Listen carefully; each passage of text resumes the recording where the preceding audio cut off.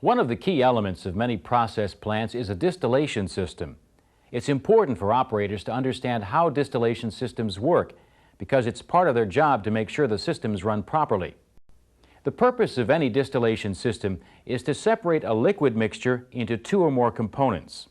The separation takes place in a distillation column or tower. The liquid mixture is called feed or charge, and the components into which it's separated are called cuts or fractions. Let's take a look at a simplified representation of a distillation system. In this example, the feed is stored in a tank. During operation, a pump is used to move the feed from the tank to a preheater. In the preheater, the mixture is heated under pressure to just below its boiling point. The pressure in the tower is lower than the pressure in the preheater. So when the feed enters the tower, it starts to boil. The vapors from the boiling liquid, which primarily contain the lighter components in the feed, rise in the tower. The remaining liquid, which consists primarily of the heavier components in the feed, moves down the tower and collects at the bottom. Some of this liquid is drawn off as the bottom's product, and some of it's routed to a device called a reboiler, which is connected to the bottom of the tower. The reboiler is usually a heat exchanger that's designed to vaporize the lighter components that remain in the liquid from the bottom of the tower. Vapors from the reboiler, or in some cases a mixture of vapors and liquid, re-enter the tower. The vapors then rise up in the tower. These vapors and the heat they contain are often referred to as boil-up. The hot boil-up provides heat that's needed for the distillation process to take place in the tower. The vapors that rise up in the tower are routed to a condenser. The purpose of the condenser is to cool and condense the vapors into liquid. From the condenser, the liquid flows into a receiver or accumulator. The receiver provides a reservoir for the liquid. Part of the liquid from the receiver is pumped back into the top of the tower, and part of it is drawn off as the tower's overhead product. Well, we've just looked at one simple example of a distillation system. Not all distillation systems are the same, but most of them have the basic equipment that we've just seen. At the heart of a distillation system is the distillation tower.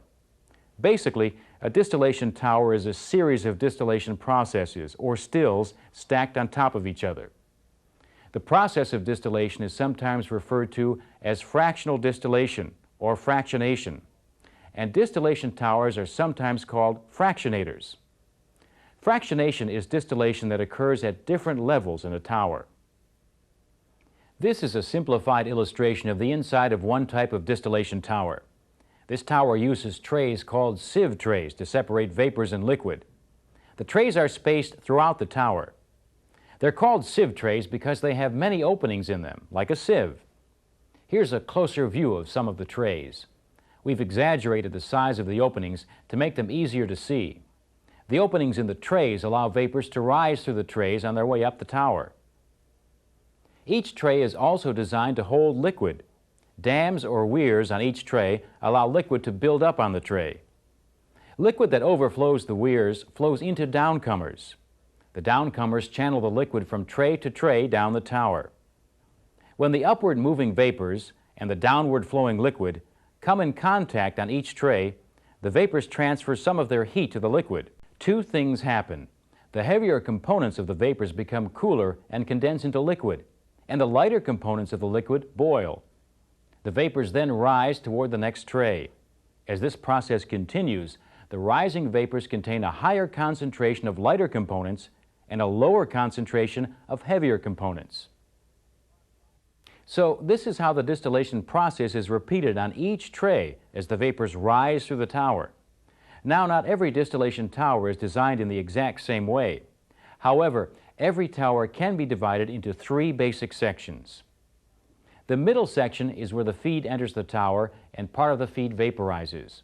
This vaporization is commonly known as flashing. So this section of the tower is often called the flash zone. The section above the flash zone is called the rectification section. In this part of the tower, the concentration of lighter components increases.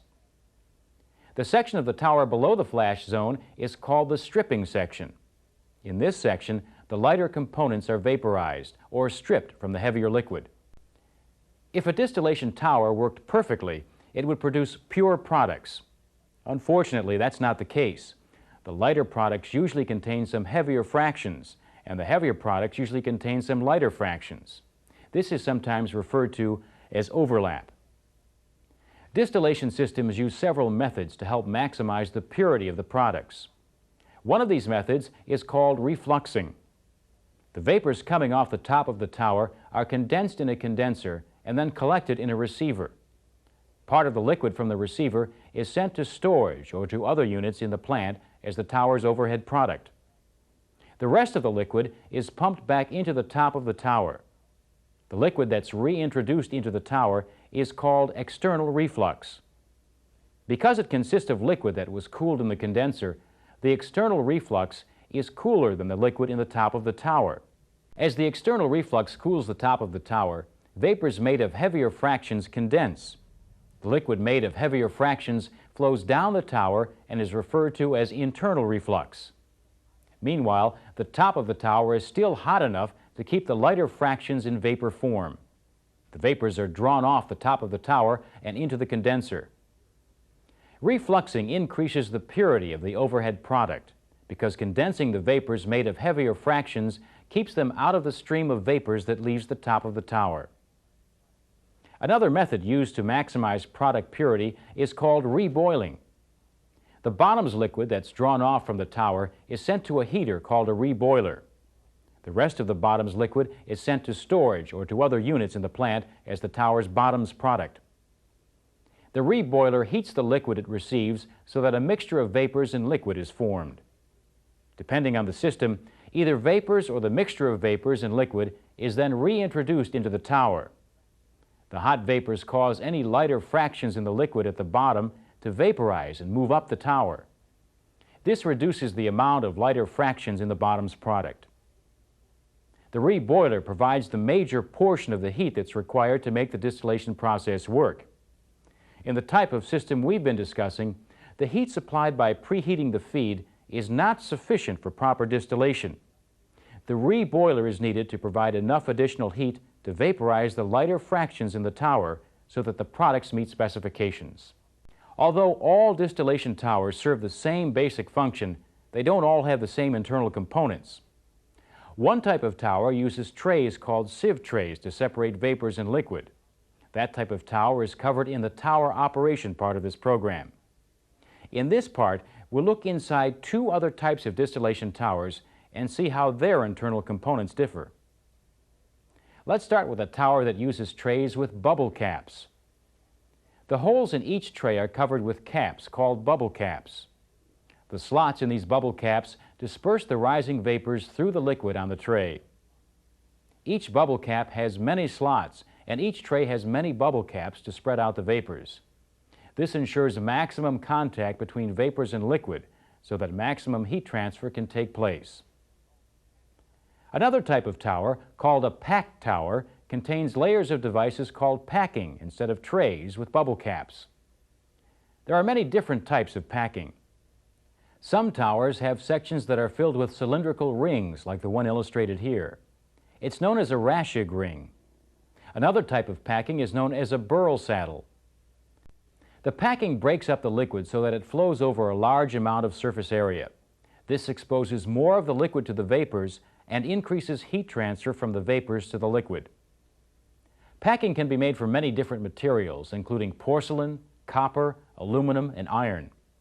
The main requirement is that the material must be compatible with the liquid in the tower and the conditions under which the tower is operated. This is a section of another type of packing from a distillation tower. It's called a packing grid.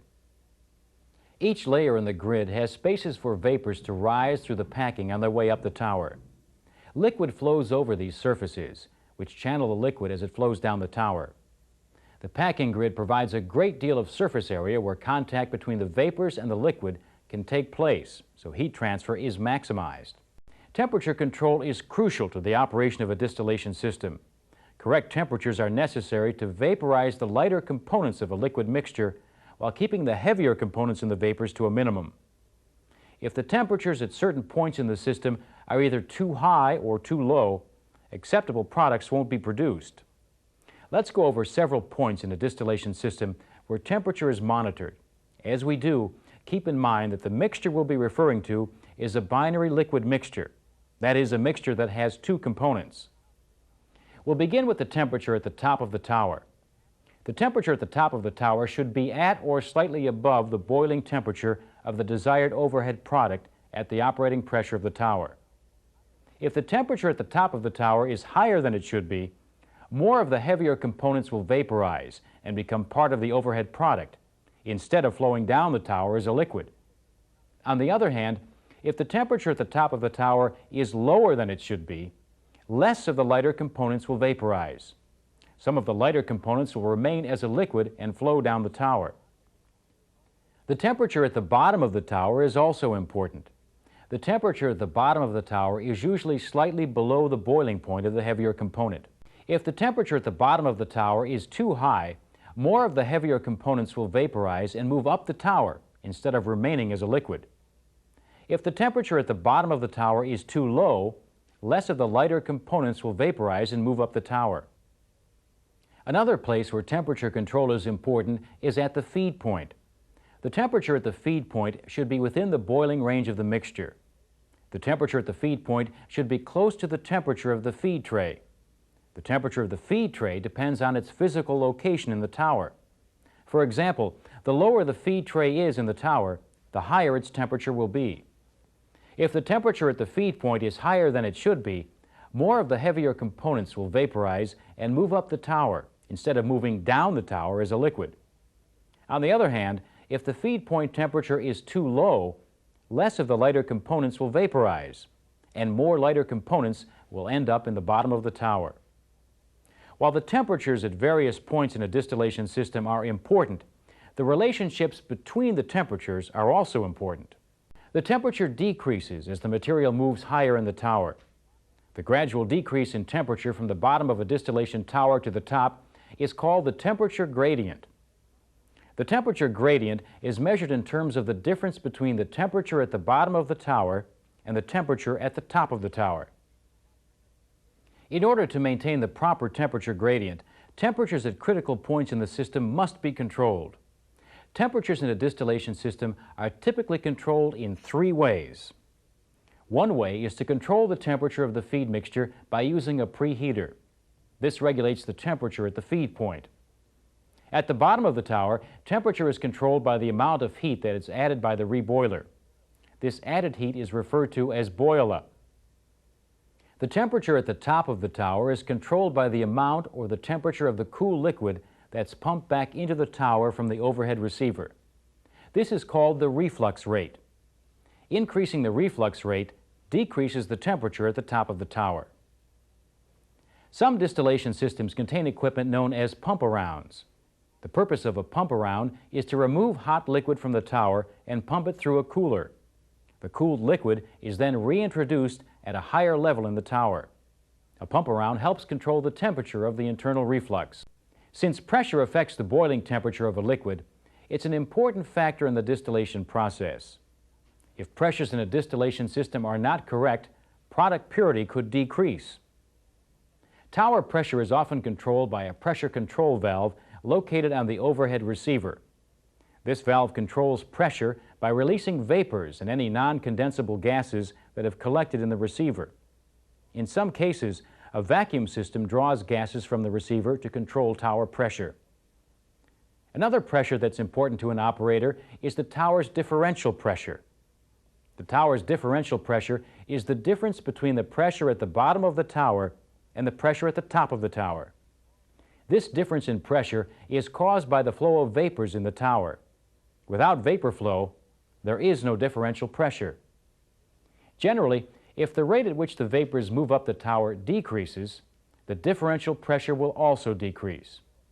And if the rate at which the vapors move up the tower increases, the differential pressure will increase. Changes in the differential pressure may indicate that a problem exists. For example, an increase in differential pressure could be an indication that the feed rate is too high. Too much feed entering the tower will overload it. If this happens, the differential pressure will increase, and the tower will be unable to make the desired separation. In this case, it might be necessary to decrease the feed rate. Now, changes in the tower's differential pressure may be caused by other problems. For example, if the differential pressure increases, the boil-up rate may be too high. In other words, the reboiler may be returning too much vapor or vapor-liquid mixture to the tower. This problem can be corrected by reducing the boil-up rate.